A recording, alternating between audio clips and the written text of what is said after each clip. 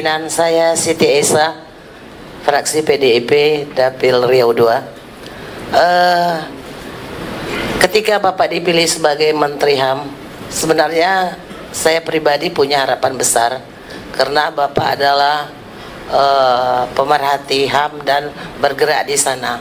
Tetapi setelah 105 hari bekerja, kami nggak nampak sedikit pun apa yang sebenarnya Bapak kerjakan selama jadi Menteri HAM ini. Anggaran memang Bapak minta 20 triliun sehingga itu jadi pembicaraan.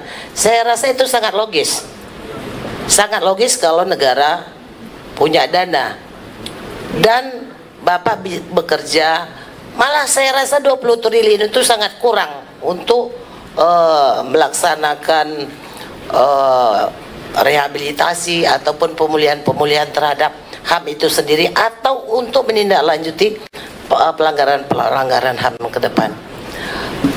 Tetapi saya tidak lihat apa yang Bapak kerjakan 100 hari ini. Ini amnesti yang mau dilakukan, itu program pemerintah.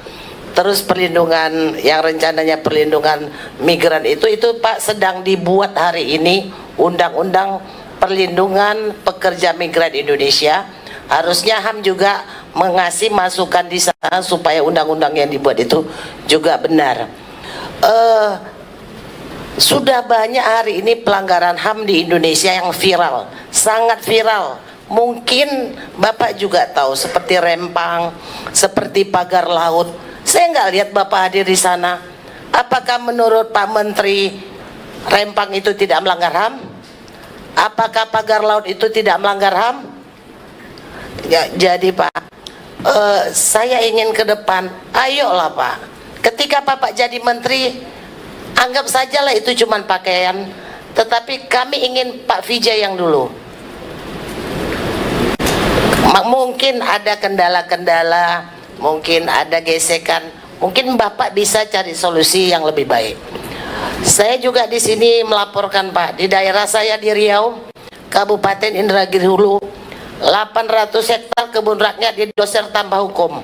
Melapor ke Polda tidak dilayani, melapor ke pemerintah daerah tidak dilayani, melapor ke Dandim tidak dilayani. Ini terjadi Pak. Anak-anak tidak sekolah, penghasilan tidak ada. Itu terjadi hari ini di Riau, di Kabupaten Indragiri Hulu, antara petani dengan perusahaan kehutanan BBSI. Yang kedua Pak, di Riau ada satu orang perempuan doktor, dosen di UNRI, dipecat. Dia tidak tahu apa-apa karena kebetulan institusi di sana dosen-dosen memplagiat hasil seminar atau disertasi.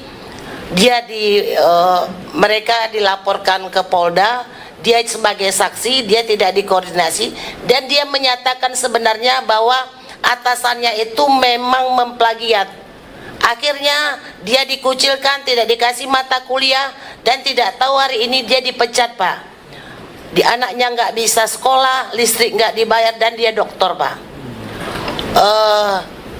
Ada satu lagi Pak, ada satu desa, ketika PT masuk desa ini udah berpuluh-puluh tahun lewat di sana, PT ada, sekarang ditutup jalan Pak. Anak-anak nggak bisa sekolah, buah sawit nggak bisa keluar, kalau sakit nggak bisa berobat. Kayak mana hari ini? Melapor ke Pemda nggak bisa Pak, polisi nggak bisa, kemana nggak bisa. Padahal sedangkan tanah hak milik saja itu wajib berfungsi sosial. Hak milik di Indonesia sertifikat tidak fungsinya mutlak. Sertifikat di Indonesia berfungsi sosial. Ketika ada orang lain di belakangnya minta jalan harus dikasih walaupun disesuaikan dengan anggaran atau nilai NJOP yang ada. Tetapi ini bukan tanah hak milik Pak. Kalau HGU itu adalah tanah masyarakat, HGU itu hak guna usaha, dia meminjam tanah desa dan sekian waktu akan dikembalikan. Ketika orang pemilih HGU hari ini, seolah-olah tanah itu tanah dia. Rakyat tidak boleh lagi lewat di tanah yang memang punya rakyat. itu melanggar HAM Pak. Saya minta tolong sekarang mereka terisolasi, sekolah harus memutar lewat sungai. Minta tolong itu juga di Indragiri Hulu Pak. Jadi kalau Bapak tuntaskan yang ini, baru saya yakin Bapak Menteri yang hebat. Terima kasih Pak. Baik, terima kasih. Banyak hal yang sudah disampaikan tadi. Download Tribun X sekarang, menghadirkan lokal menjadi Indonesia.